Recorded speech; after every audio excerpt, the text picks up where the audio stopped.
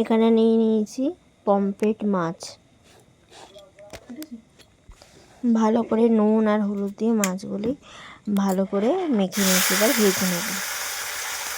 মাছগুলো গরম তেলে ভালো করে ভেজে নেব।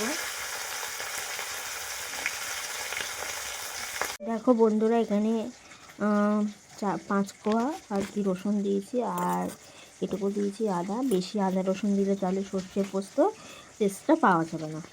দেখো বন্ধুরা, এখানে নিয়ে নিয়েছি সর্ষে পোস্ত।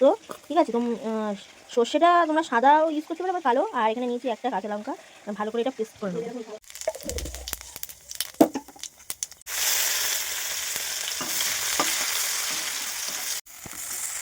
এবার দিয়ে দেবো কাঁচা টমেটো, দিয়ে ভালো করে নেড়ে নেবো। ভালো করে নেড়ে নেবো।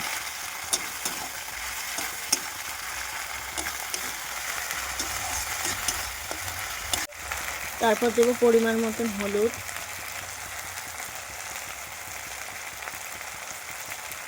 দেবো পরিমাণ মতো, ভালো করে নেড়ে নেবো। দেবো লঙ্কার গুঁড়ো। সব মশলা দেওয়ার পর ভালো করে কষে নেবো।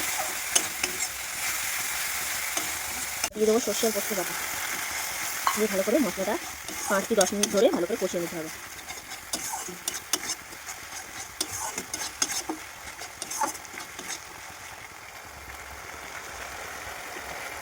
একটু অল্প মতন জল দিয়ে আবার ভালো করে দিয়ে দেবো পরিমাণ মতন চিনি।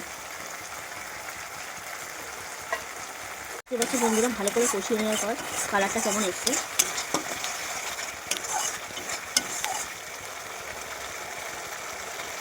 এখানে ভালো করে ফুটে গেলে জল দিয়ে দেবো।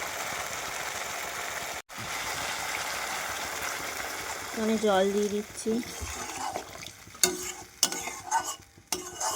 জলটা দেওয়ার পর ভালো করে একটু ফুটবে, তারপরে ওই যে ভিজিয়ে রাখা মাছগুলি দিয়ে দেবো। আচ্ছা বন্ধুরা, ঝোলটা ভালো করে ফুটে গেছে এবং ভেজে রাখা মাছগুলি দিয়ে দেব।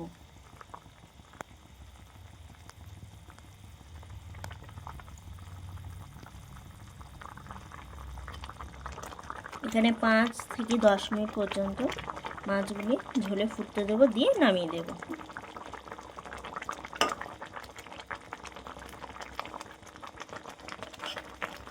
দেখো বন্ধুরা, এখানে ফাইনাল লুক, পমফ্রেট মাছ সর্ষে পোস্ত দিয়ে করেছি।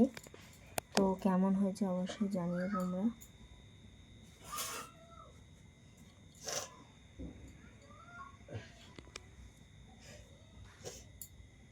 এই কালারটা